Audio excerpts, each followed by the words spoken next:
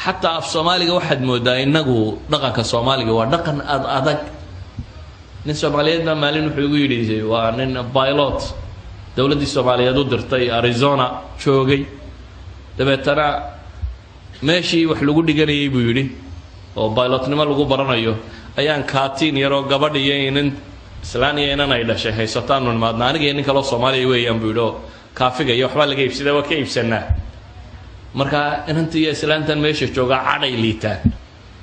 maalintii dambe islaantii iyo dhaw waxay ku tiray way yidhi kaale maxaa afkiina lagu yiraahdaa bay igu tiri buu yidhi please waxaan idhi buu yidhi kuma jirto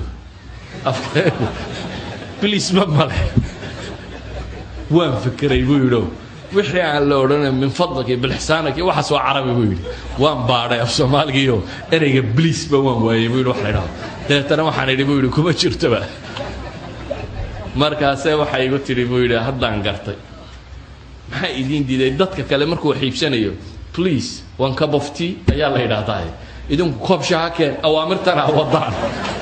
maxaa idiin diiday inaa kelmad fiican tidhaahdaan يعني إلا حد من Soomaaliyeed intuu fakaro afkiisaba uu ka waayo wax biliis lagu yiraahdo jaxarnimada iyo hadalka engegan iyo qalafku halku joogo qalafku raganimo maaha inaad qalafsanaato qof adag noqota raganimo maaha